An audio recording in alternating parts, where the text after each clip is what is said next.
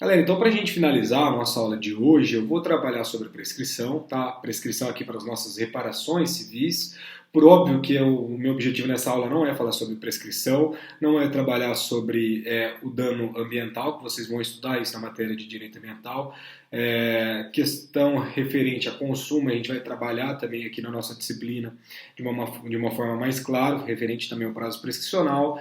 Crime de tortura também é algo que não se submete à prescrição para indenizações no nosso âmbito civil, e isso provavelmente vocês também estudarão quando estiverem na nossa matéria de direitos humanos. Tá? Então, nosso objetivo aqui é desmistificar um pouco essa questão da prescrição, principalmente, claro, no que se refere às reparações por indenização aqui no âmbito civil. Tá?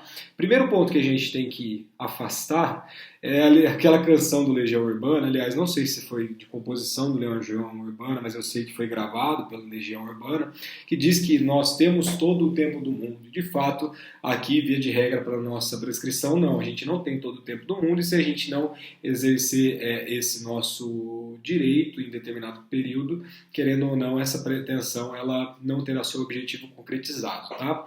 Primeira coisa, por que existe a prescrição? Na realidade, a prescrição existe para dar, entre aspas, até mesmo uma segurança jurídica, né? Porque imagine situações jurídicas pendentes de uma maneira indefinitiva, em que se prolongasse por anos, séculos, enfim, ia dar uma insegurança jurídica gigantesca, seria fonte de inúmeros conflitos e prejuízos diversos aqui para nossas relações civis, né? E, consequentemente, claro, que vai surgir a necessidade de controlar temporalmente o exercício dessas pretensões, propiciando uma segurança jurídica e, claro, levando sempre o nosso principal objetivo do direito, né, às vezes deixar de lado, que é a pacificação social. Então, guiados por esses dois institutos, né, a nossa segurança jurídica e a pacificação social, a gente tem a figura da prescrição. Tá?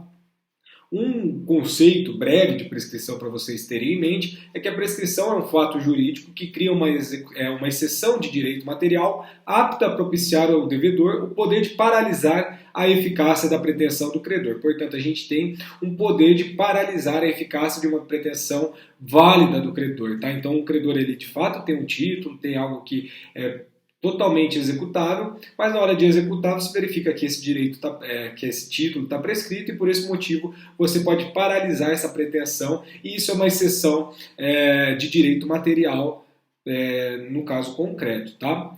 Vamos imaginar o seguinte: a gente tem um credor de mútuo, vamos imaginar um empréstimo, sendo que esse credor de mútuo ele estipulou lá com um devedor, emprestei o dinheiro hoje, só que vence do ano que vem, dia 8 de maio do ano que vem.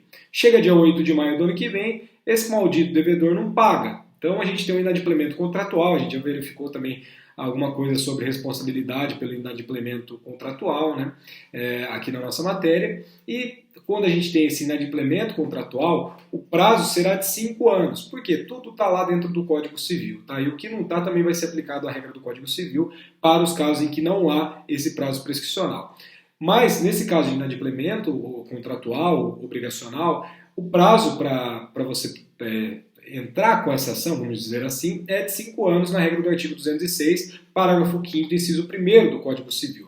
E aqui vai nascer o direito do devedor da possibilidade aqui de alegar uma exceção de direito material tida como a prescrição quando? Imaginemos, eu estou dando um caso em que essa pretensão vence, aliás, a pretensão não, o título vence o ano que vem. Então, a gente vai estar em 2021, ano que vem. Chega em junho de 2026 e eu pego e tento executar. Executar não seria, mas o título mais correto. Mas eu tento entrar com uma ação de cobrança, uma monitória, algo nesse sentido. O que vai acontecer? Vai estar prescrito esse crédito, e por esse motivo o meu devedor ele vai conseguir neutralizar a minha pretensão. Tá? Então a gente tem essas noções básicas de prescrição, quis relembrar, né, um pouquinho para vocês. Vocês provavelmente viram isso já há algum tempo, né, então é legal sempre relembrar. Agora um pouquinho de direito processual civil. Lembre-se que a nossa prescrição, aliás, nossa contestação, a gente tem a nossa defesa. A gente pode separar a nossa contestação em dois pontos, né? A nossa defesa direta e a nossa defesa indireta. Na nossa defesa direta, o que vai acontecer? Vai caber ao réu impugnar ali um fato constitutivo do direito do autor. Então, na defesa direta, você impugna o fato constitutivo do direito do autor, mas quando a gente vai trabalhar na defesa indireta, que também é chamada por muitos como defesa preliminar do mérito, o réu não combate a veracidade da pretensão do autor, que ele vai combater na defesa direta, mas vai demonstrar a existência ali de um fato impeditivo, modificativo ou extintivo desse direito alegado. Então, na nossa defesa indireta, a gente alega ali fatos modificativos, extintivos e impeditivos desse direito pleiteado, esse direito alegado. E a prescrição, no nosso caso, vai se enquadrar no figurino de exceção substancial peremptória, na regra do 350 do Código de Processo Civil de 2015. Portanto, a nossa prescrição ela vai se apresentar, na realidade, como um contradireito e um fato impeditivo ao reconhecimento do direito do autor. Então, se é um fato impeditivo, você vai alegar a prescrição aonde na sua contestação? Lá, quando você estiver trabalhando a sua defesa indireta, também chamada, como eu falei para vocês, de defesa preliminar de mérito. Então, vocês vão abrir um tópicozinho lá, antes de vocês adentrarem de maneira específica para bater no direito constitutivo do autor, vocês vão abrir lá um tópico para falar dessa pretensão prescrita, tá? Por quê? Porque é um fato impeditivo ao reconhecimento do direito do autor, como eu falei para vocês. E quando o nosso devedor ele alega a ocorrência de prescrição, reconhece a existência do crédito, então tem um crédito de fato entre as partes, mas ele vai querer combater a eficácia dessa pretensão, tá? Por quê? Porque é o direito dele e ele se utiliza desse mecanismo tão famoso que é a nossa prescrição. Tá? Então, em suma, na realidade, a prescrição vai ser nada mais, nada menos do que uma exceção, e essa exceção vai ser um direito potestativo exercido contra o autor da ação, que deve se submeter à decisão judicial que suprimirá, né, a exigibilidade de sua pretensão. Então, você vai apresentar para o Poder Judiciário esse direito potestativo, e aí o Poder Judiciário vai decidir, tá? O prazo preclusivo, vamos falar um pouquinho de preclusão também, estou me arriscando, o Jonathan que me perdoe, qualquer coisa depois ele puxa minha orelha, mas o prazo preclusivo para você alegar qualquer fato relacionado a fato impeditivo, que é referente à prescrição, na realidade, vamos primeiro falar das preclusões no modo geral, né? Qualquer coisa que você alega em sua defesa, o prazo preclusivo, via de regra, com exceções, é o mesmo da contestação. Então a gente tem a contestação e na contestação a gente tem que trazer todos os elementos ali, fato impeditivo, constitutivo, modificativo ou extintivo. Mas aqui tem um ponto e uma exceção e uma ressalva importantíssima.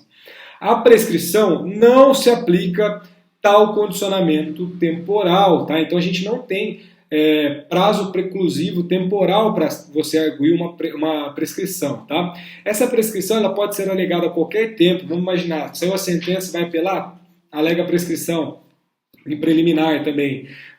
A gente tem um instrumento fantástico, fabuloso, que foi criado pela doutrina, salvo o melhor juízo, pelo próprio Ponte de Miranda, para defender um cliente dele referente a alguma questão de trem, máquina, sei lá, agora eu não lembro de cabeça, mas a nossa sessão de pré-executividade, nossa objeção à executividade, enfim, a gente tem esse instrumento também, que é um instrumento para você alegar matérias de ordem pública através de uma petição simples. E o nosso prazo de prescrição é matéria de ordem pública, tanto é que é muito comum fazenda pública ajuizar a execução fiscal já prescrita, e aí chega o juiz já num primeiro momento, e já dá uma sentença parcial ali para afastar os débitos prescritos em determinado período. Tá? O nosso Código de Processo Civil, e continuando trabalhando a sistemática processual, mas antes só fazendo uma ressalva do artigo 193 do Código Civil, que vai falar para nós que a prescrição pode ser alegada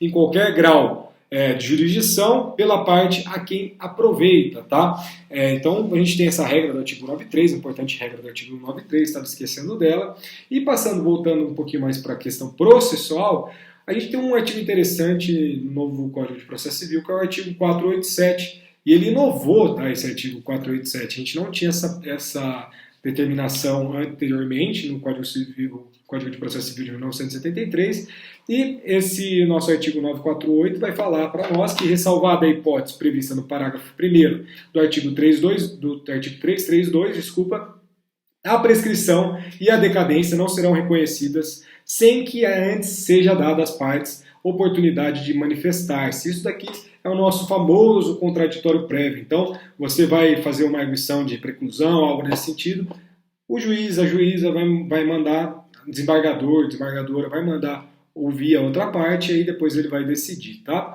Esse artigo 332, parágrafo 1º, foi aquilo que eu falei para vocês, que o juiz poderá julgar de maneira liminar improcedente o pedido se verificar desde logo a ocorrência de decadência ou de prescrição, e isso é comum principalmente nas questões de fazenda pública. Eu já tive alguns casos nesse sentido, em que foi ajuizada uma ação, Coab de Londrina, essas coisas assim, ajuizou uma ação ali de execução, só que essa estava totalmente prescrita e o juiz já julgou liminarmente o pedido de prescrição, a Coab recorreu e aí eu fui contratado para manter o primeiro posicionamento do juízo aqui de Londrina, tá?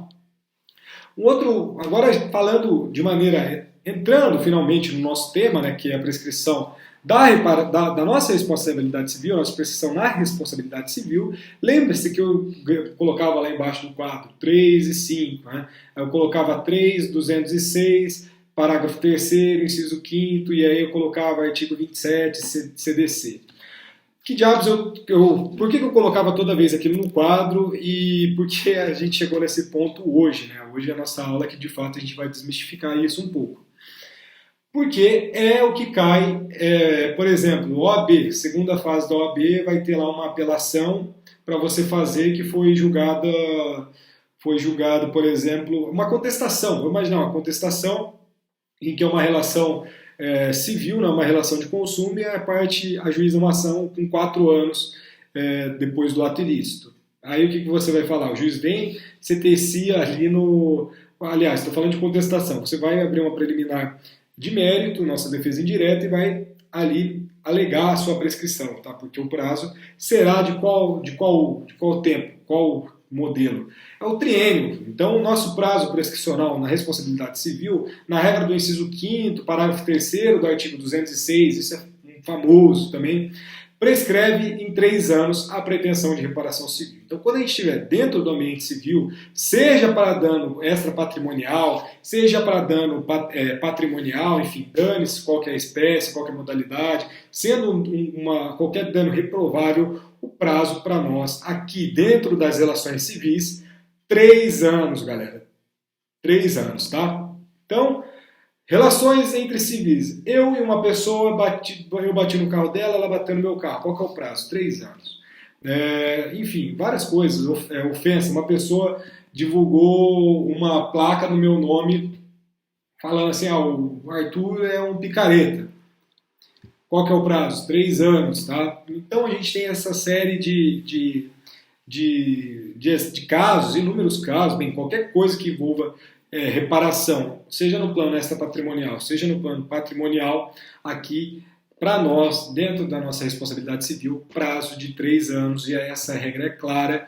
Então, qualquer dano injusto produzido no âmbito extranegocial será tutelado pelo direito civil se a pretensão dele decorrente for exercitada no triênio posterior à consumação da lesão.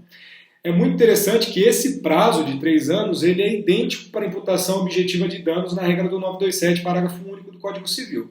Então lá, acho que, quando que foi isso? Foi em 2013? Putz, faz muito tempo já isso, parece que faz pouco tempo. Não, foi 2016, né? Foi nas eleições de 2016. Não foi as eleições de 2016. Eleições de 2014. O Eduardo Campos, né? Quando caiu o avião do Eduardo Campos e atingiu uma série de pessoas lá, essas pessoas que foram atingidas por esse avião, elas não serão consideradas consumidoras por equiparação, tá? Então, o prazo para essas pessoas que estavam em solo e foram atingidas por esse avião, apesar da responsabilidade nesse caso ser objetiva, o prazo será também de 3 anos, tá? Então tem que se atentar a essa regra, que também para os casos de responsabilidade objetiva, prazo de 3 anos. Igual aquela situação também que uma criança solta a mão da mãe, atravessa a rua do nada, e aí você está dirigindo, você tira a direção ali para não pegar a criança, acaba batendo no carro.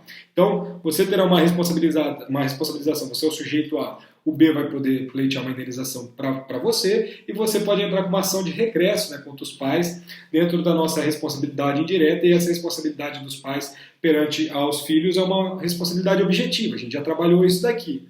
Então, sendo responsabilidade objetiva, também dane-se, o meu prazo aqui 3 anos, tá? Exceções, claro que tem exceções. Por exemplo, primeiro caso de exceção é porque a gente tem início de contagem de prazo, né? Quando que vai começar a contar o prazo? Via de regra, o prazo começa a contar ali do dia que ocorreu o evento danoso. Então, se nós estamos no dia 8 de maio de 2020, quando que vai ocorrer a prescrição de qualquer pretensão aqui será no dia 8 de maio de 2023, tá? Então, quanto a isso, não tem muito segredo, tá? Mas o segredo está nas nossas exceções para variar, né? E quais são as exceções clássicas, tá? Eu não vou trabalhar todas porque também é algo absurdo. O primeiro caso que a gente tem é os nossos menores de idade, né? Como vocês sabem, o nosso menor de idade, por exemplo, eu tenho 7 anos de idade e eu fui atropelado. O prazo prescricional, esses 3 anos, para eu pleitear qualquer indenização referente a esse atropelamento, não vai começar dos meus 7 anos, mas sim quando eu completar de 16 anos. Isso daí também vocês bem sabem que o prazo ali para qualquer pretensão nesse sentido será a partir do momento em que há uma relatividade da capacidade do indivíduo, tá? Um outro exemplo, omissão de cuidado paterno. Quando você... o prazo desses 3 anos para você pleitear qualquer tipo de indenização por omissão de cuidado paterno começará a correr não dos 16 anos, mas sim dos 18 anos. Por quê? Porque aqui tem uma regrinha diferente, tá? Porque quando a gente tem o poder familiar, a regra é do artigo 197, inciso 2º do Código Civil, em que não corre prescrição para quando vai começar a correr a prescrição quando cessa o poder familiar. O poder familiar cessa ali com 18 anos e não com 16 anos. Tranquilo? Então, para omissão de um cuidado paterno, começa com 18, você tem até 21 anos para pleitear, e ali, por exemplo, no menino de 7 anos, você tem dos 16 até os 19 anos. Um outro ponto que é interessante, ação penal. A gente já trabalhou aqui ação penal, eu falei um pouquinho lá para vocês referente à prescrição, só que aqui na ação penal, na regra do artigo 200 do nosso Código Civil, quando a ação se originar de um fato que deverá ser apurado no nosso juízo criminal, não correrá a prescrição antes da respectiva sentença definitiva, e essa sentença definitiva, como vocês bem sabem, e às vezes a gente não... O Supremo se perde um pouco nisso, mas é do trânsito em julgado da sentença. Então aqui, para a regra do artigo 200 do Código Civil, aplica-se a regra do artigo 200. E aqui está um ponto interessante, eu não sei se vocês sabem, não sei se quando vocês tiveram essa matéria passaram isso para vocês, mas o nosso Código Civil de 1916, para plano de reparação civil, o prazo prescricional era de 20 anos, então de 20 passou para 3. Mas daí quando você vê alguma medida, por exemplo, igual nesse caso aqui do direito penal, em que você suspende a prescrição até o trânsito em julgado dessa sentença em definitivo, aqui está uma resposta de uma ponderação, de uma razoabilidade da nossa codificação, do nosso sistema. Então é muito interessante isso. Então, relações civis, 3 anos. E relações de consumo. Relações de consumo a gente vai trabalhar ainda, é um tópico que ocupa muito espaço dentro da nossa responsabilidade civil.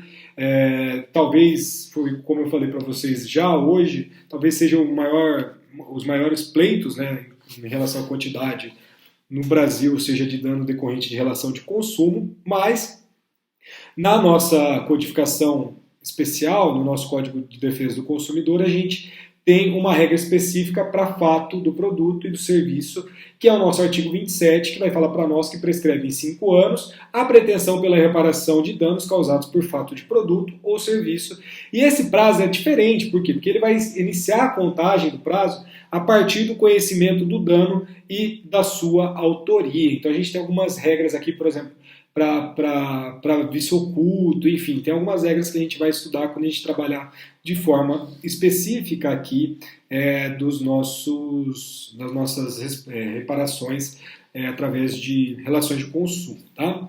Dano moral.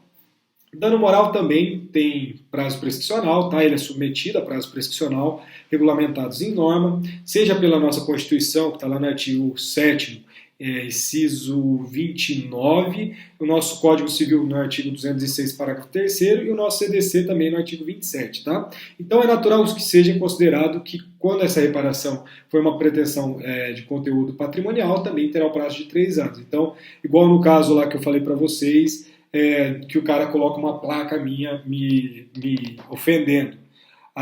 Óbvio que tem uma ofensa à minha honra e claro que eu vou pleitear uma indenização extrapatrimonial por dano moral, né?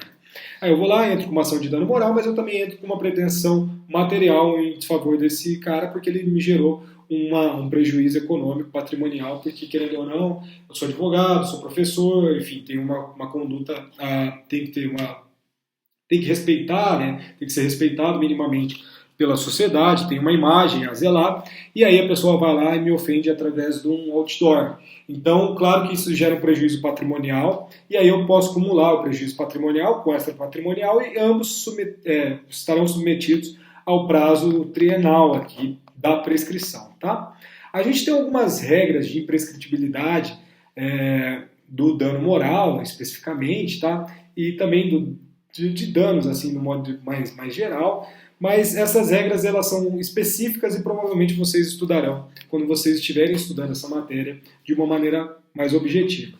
Primeira, só para pontuar para vocês, o primeiro caso de imprescritibilidade desse dano é o caso de tortura, né? Isso em decorrência do artigo 1º do Decreto 20.910 de 32 e o Pacto de São José, que foi incorporado pela Emenda Constitucional número 45, que trouxe como norma supralegal, né, o Pacto de São José, enfim. Então imaginemos que algum crime da ditadura militar não estaria prescrito mesmo se você pleiteasse essa indenização hoje. Tá? Então temos aqui um exemplo para isso, então não caberia a Fazenda Pública alegar esse tipo de questão. Uma outra questão é a improbidade administrativa. Isso está na nossa Constituição Federal, lá no nosso artigo 37, parágrafo 5º. Tá? Então é imprescritível também as questões ali referentes à improbidade administrativa.